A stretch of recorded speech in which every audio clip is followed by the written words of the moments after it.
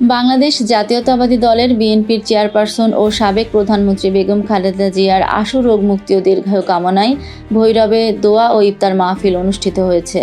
রবিবার 23শে মার্চ ভৈরব বাজারের ঐতিহ্যবাহী ভৈরব সরকারি কেবি পাইলট হাই স্কুল মাঠে এই মাহফিলের আয়োজন করা হয়। এতে দলীয় নেতাকর্মী, সমর্থক এবং বিভিন্ন শ্রেণী পেশার মানুষ অংশগ্রহণ করেন।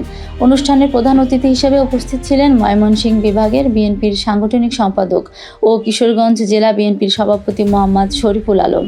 ভৈরব উপজেলা বিএনপির সভাপতি মোহাম্মদ রফিকুল ইসলামের সভাপতিত্বে এ সময় বিশেষ অতিথি হিসেবে উপস্থিত ছিলেন সাধারণ সম্পাদক মোহাম্মদ আরিফুল ইসলাম, ভৈরব পৌর বিএনপির সভাপতি হাজী মোহাম্মদ শাহিন, সাধারণ সম্পাদক ভিপি মোহাম্মদ মুজিবুর রহমান, যুবদলের আহ্বায়ক দেলোয়ার হোসেন সুজন, পৌর যুবদলের আহ্বায়ক হানিফ মাহমুদ, সদস্য সচিব জোবায়ের মাহমুদ আফজাল, উপজেলা ছাত্রদলের আহ্বায়ক রেজওয়ানুল্লাহ, সদস্য সচিব আরিফ মোহাম্মদ ফরহাদ, পৌর ছাত্রদলের আহ্বায়ক হিশাম রহমান, সদস্য সচিব মুকিত আবদুল্লাহ ফারুকি।